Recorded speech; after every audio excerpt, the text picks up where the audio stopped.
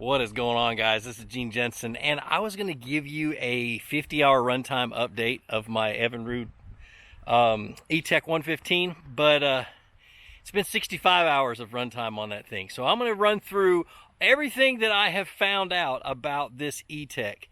The things I like, the things I don't like, the things that have happened over the 65 hours, and just kind of run into the details of what this motor is all about. So give me just a minute to get set up and we'll get things rocking and rolling.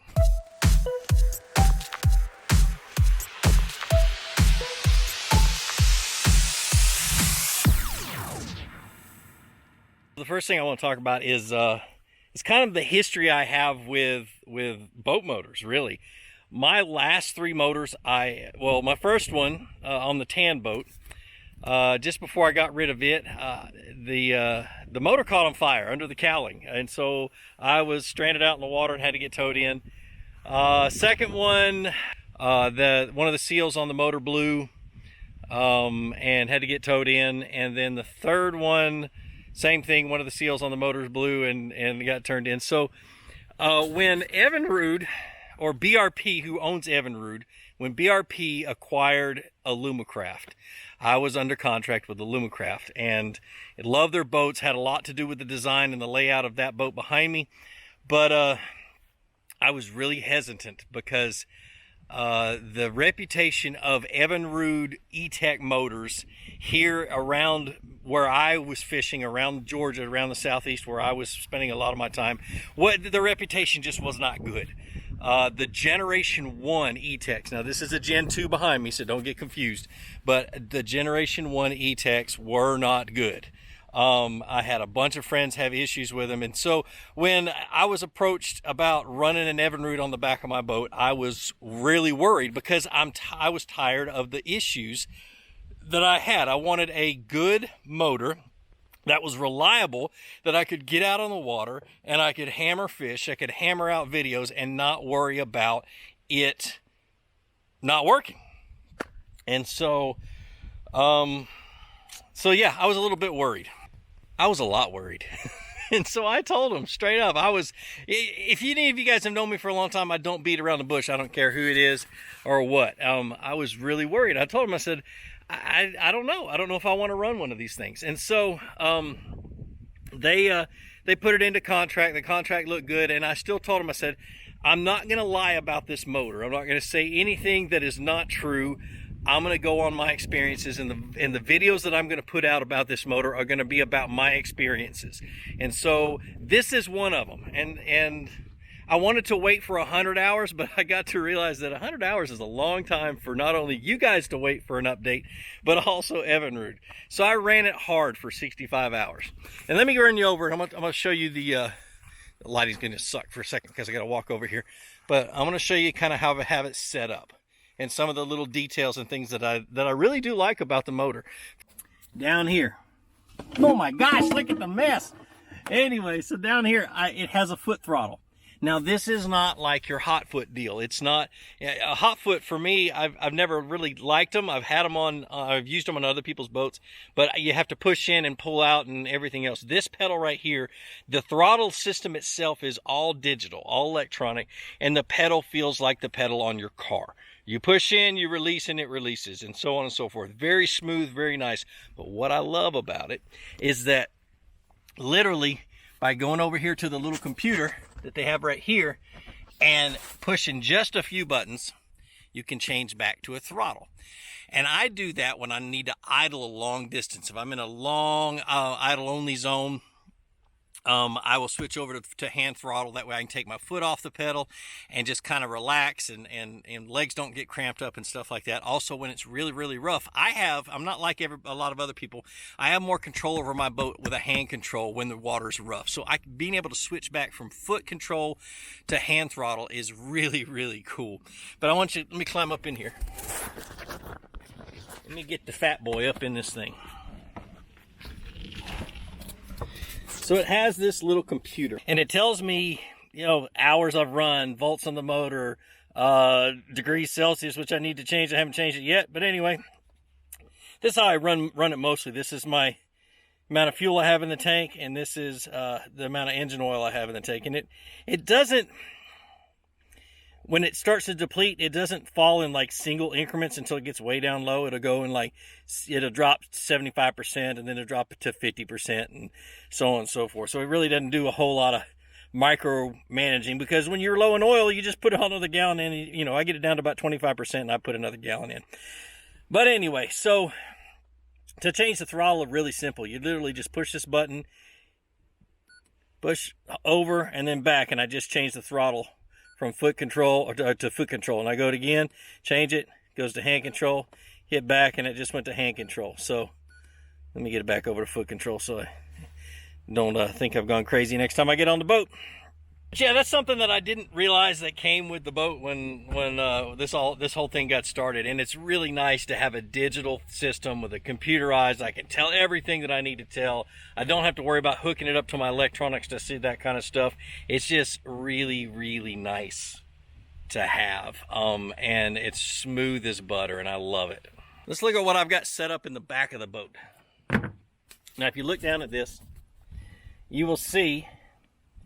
So I've got a filter wrench, and the reason I've got this is one of the issues I had with the boat, and it really wasn't with the motor itself or the boat. I got some bad gas when I was in Minnesota, and I was stupid. I went to the same dad blasted gas station that I went last year and got water in my fuel at the same time, and it's the same stupid gas station in the middle of Minnesota. So I got a lot of water in my fuel. Now the fuel filter, which is right here, I'll get my fuel additive and stuff, my funnel out of the way. But it has a sensor on it, and that sensor, or the alarm started going off, and it let me know on the little computer that I had water in my fuel filter. So I immediately went back, put it on the trailer, went and got that taken care of. And so I know that I'm never going to get water unless that sensor goes bad. I'm never going to get water in my motor, which in essence just messes up the motor completely. So having that sensor was really cool. Something I really didn't expect, didn't know was there, and yeah, it really helped. But I want you to see how many I've got. I'm running heavy in this boat. I've got a giant 31 series AGM battery. This is running my electronics, and it's my cranking battery. It is it's huge, and I have it because I have all those electronics. And then I have my trolling motor batteries. I got my 2 power pole blade pumps right there. I've got a 3-bank charger, and then a 20-gallon tank, or a 22-gallon tank, I believe. 21-gallon tank. And that's what I have in the back of the boat. So I'm running heavy. Really heavy, and to add to that, I've got the power poles on the back. Let me jump down. Now, to add to that, I've got the power poles on the back, and I've got an Atlas, a TH Marine Atlas hydraulic jack plate. I don't know anybody else who has a 18.5-foot aluminum boat that has a hydraulic jack plate. It's one of those things that doesn't happen very often, but it really has proven to be amazing and really good for this boat. What it has done for me is it has made it to where I can fine-tune where my motor is when I need to run fast, when I need to come out of the hole faster, and especially when I'm running super shallow. I literally can run this thing on plane in less than 2 feet of water. I wouldn't recommend it. It's a little nerve-wracking. But if I know where I'm at and I know where I'm running, I stay up pretty, I can get pretty shallow and still run wide open. It's just a really cool thing to have. But the motor itself it's surprising. Like I said, I really didn't have a whole lot of confidence in it going into this whole deal. And so the one thing that the first thing you noticed when I first got it is it's got guts. It's got some balls to it. It will whole shot super fast. When you hit that throttle, it goes. There's no stuttering, there's no hesitation, it's gone. Top speed is, I've gotten it up to 45, 46 miles an hour, but that was with a little bit of chop on the water, so you don't get as much friction on the boat. And it was also with a little bit of current coming behind me, or wind coming behind me. So 43 is about the average top speed for this boat.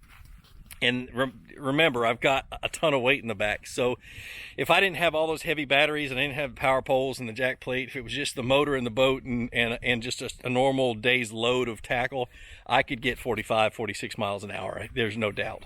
I don't pretend to be a mechanic, a boat mechanic. I am not. I know very little about the mechanics of how motors run and things like that. So we're not going to get into all that stuff. But I do have a 19 pitch prop on there. This is a RX3. 14.5 by 19, and it's okay. I want to work with the engineers over at Evinrude and see if we can't figure out if there's a better prop. I think that I could get a little bit more top end speed if I change the pitch a little. I think maybe a 20 or maybe an 18. We'll just play around with them, play around with the different types of props, and see what happens. Then